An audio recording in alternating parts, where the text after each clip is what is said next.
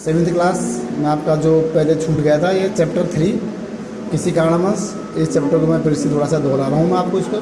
किसी कारणवश ये आप तक नहीं पहुँच पाया, कोई नेट प्रॉब्लम हो गई थी इसलिए नहीं पहुँच पाया। अब ये चैप्टर है थोड़ा सा मैं पढ़ा हूँ, राष्ट्रीय चेतना का गढ़।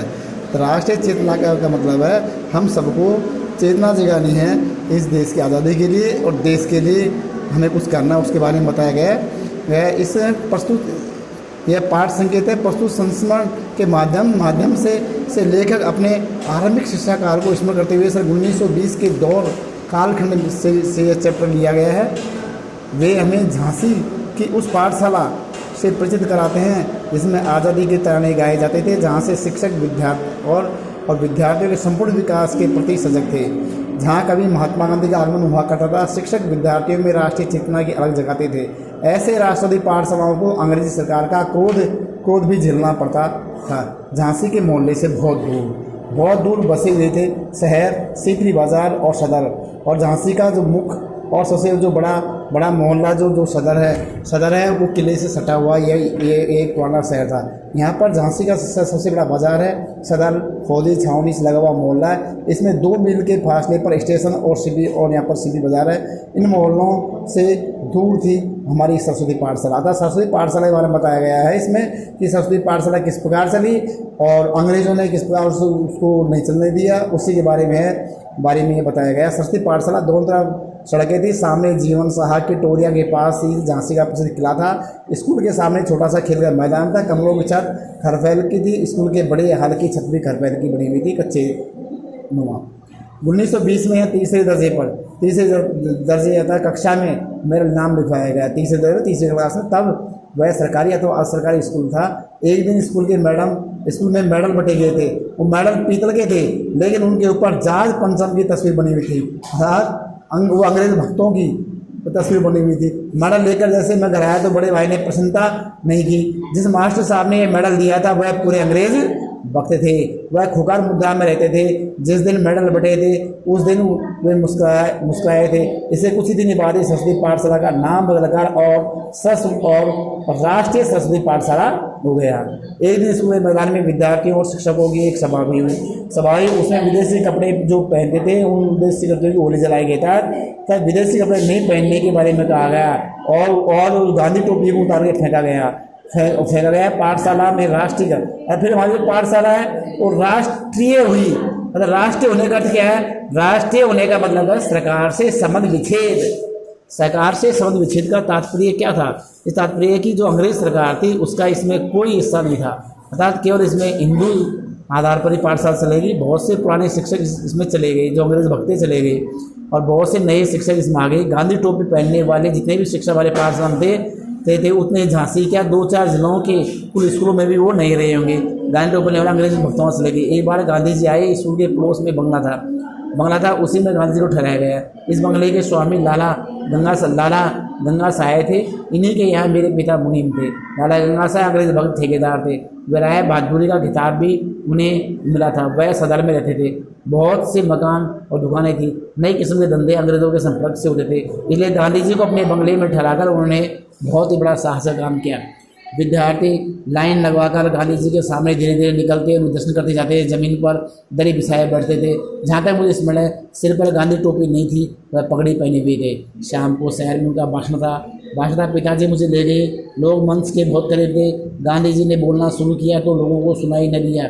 जब पीछे वालों ने जोर लगाया, भीड़ बेकाबू होगी। पिताजी ने उठाकर मुझे कंधे पर बैठा लिया, वरना मैं कुछ लगाया था। भीड़ इतनी थी गांधी जी के भाषण को सुनने के लिए, क्योंकि गांधी जी थी वो भी देश की आज़ादी के लिए तत्पर थे। सरस्वती पाठशाला शहर में राष्ट्रीय चेतना का एक गढ़ थी।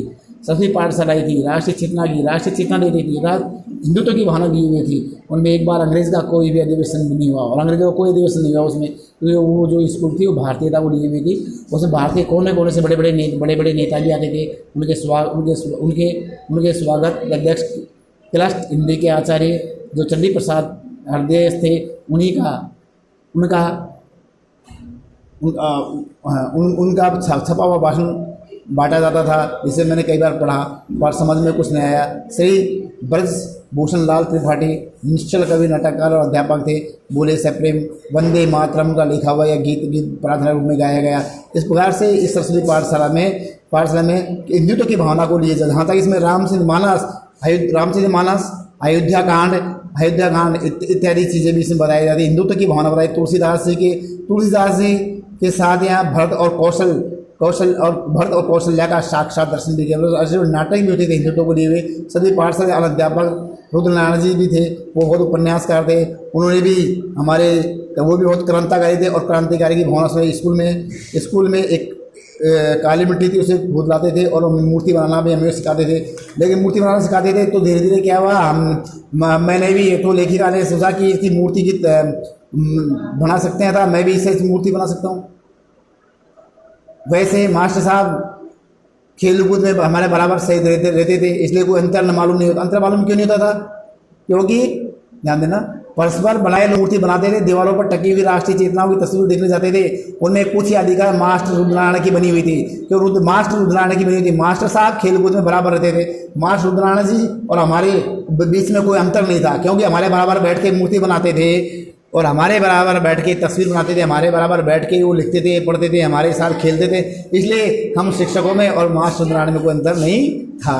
राष्ट्रता की लहर थी उनके अंदर, वो भी हमको सिखाते थे। अनुशासन की समस्या जैसी वो चीज़ नहीं रहती। मास्टर रुद्रनारायण के सामने जीवन साथी टोरियों पर दौड़कर चलना सिखाते थे, कलाई पंजा लड़ाना सिखाते थे। बहुत अच्छी चीज़ें मास्टर साहब हमें हम भट्टी के और झांकते सिखाते, मिट्टी की मूर्ति भी और जो हमें तस्वीर बनाते थे वो भी उन क्रांतिकारियों लोगों की बनाना हमें सिखाया था। इन्होंने अच्छी मूर्ति नारायण से किसी मूर्ति को देखकर ठीक से पूछा, अर्थात हमने और उसकी तरफ देखा तो हमें बहुत अभिमान हुआ। चमकती हुई आंखों से देखा तो प्रशंसा सुनकर बड़ा अभिमान हो गया। अभिमान क्यों हुआ? लेकिन अभिमान इसलिए हुआ कि जो उनकी बड़ी हुई जो मूर्ति थी हमारी मूर्ति से भी वो कहते थे कि ये मेरी मूर्ति से अच्छी है, यह सुन करके और मुझे बहुत अभिमान हो गया। ये कृष्ण से हमें अभिमान क्यों हुआ? इसलिए अभिमान हुआ। मास्टर रुद्रनारायण ये घटना कई लोगों से खूब हंसाते हुए थे। मास्टर साहब मेरे लिए एक मित्र का प्राइवेसी होगा। मित्र का प्राइवेसी क्यों हो गया मास्टर साहब? क्योंकि मास्टर साहब थे वो हमारी तरह रहते थे, हमारे साथ बैठते थे, हमारे साथ हंसते थे, घटिया मूर्ति को अच्छे बताते थे, तो हमारे बीच में अंतर नहीं रहा। अंतर क्यों नहीं रहा? क्योंकि मास्टर साहब काम करते थे और हम भी काम करते थे, तो हम मास्टर साहब जैसे काम तो नहीं कर सकते थे। लेकिन मास्टर साहब कहते थे कि ये मेरे से अच्छा काम है, तो मास्टर साहब हमारे बराबर रहते थे, बराबर खेलते कूदते थे, बराबर मूर्ति बनाते थे, तो हम मास्टर साहब हमारे मित्र जैसे ही हो गए। इस तरह की मूर्तियाँ की भरमार। मास्टर साहब हमें अंग्रेजी पढ़ाते थे। मास्टर साहब कैसे थे? कद नाटे थे किंतु पढ़ाने में बहुत कुशल थे। उनकी लिखावट बहुत अच्छी थी और वो बहुत अच्छे थे। और जब वो स्कूल छोड़कर अपने प्रमोशन पर दूसरी जगह गए तो हमें बहुत दुख हुआ, क्योंकि उन्हें जाना पड़ा। उन्हें तो जाना ही था, लेकिन हमें दुख इसलिए हुआ कि हमको बहुत प्यार करते, बहुत प्यार से पढ़ाते थे। हम लोग विश्वास था कि ये बहुत, लेकिन उनको अच्छा भी ये विश्वास था कि ये स्कूल जो है खेलने कूदने में सबसे आगे रहेगी और मैं इसका भी ध्यान दूँगा। इसमें अच्छे फुटबॉलर के खिलाड़ी भी हैं। सदा बाज़ार में सरस्वती पाठशाला दूर थी, सदा बाज़ार से दूर थी, करीब मील भर दूर। सड़क का रास्ता भी बहुत लंबा था, इसलिए और उसके ऊपर डंडे वाला रास्ता कुछ छोटा ज़रूर था। मैं अक्सर नंगे पैर स्कूल जाता था, झांसी की बजरी भी पैरों के पे लगती थी। स्कूल में मैं ध्यान से रास्ता मालूम भी न था। सरस्वती पाठशाला की आर्थिक स्थिति भी अच्छी न थी। पाँचवा दर्जा पास करने के बाद भाई के साथ मैं मेडिकल के हाई स्कूल में आ गया। लेकिन सरस्वती पाठशाला के राष्ट्रीयकरण होने के बाद 2 वर्षों तक वहाँ का वातावरण ने मेरे मन को अमिट छाप डाली थी। वैसा वातावरण मेरे को फील नहीं मिला। ये थी अपनी सरस्वती पाठशाला थी। वो राष्ट्रीयकरण क्यों हुआ? क्योंकि इसमें पहले अंग्रेजों का था, अंग्रेजों से विच्छेद हो गया तो इसको राष्ट्रीयता किया गया।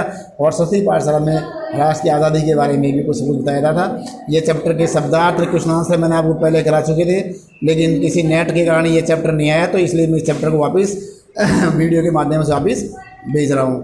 तो ये चैप्टर के शब्दार्थ और कुछ आंसर मैंने आपको पहले व्हाट्सएप डाल दिया है। ये जितना भी होमवर्क कि आप कर लेना। और जो लेसन 4 है, लेसन 4 भी मैंने आपको भेज दिया है।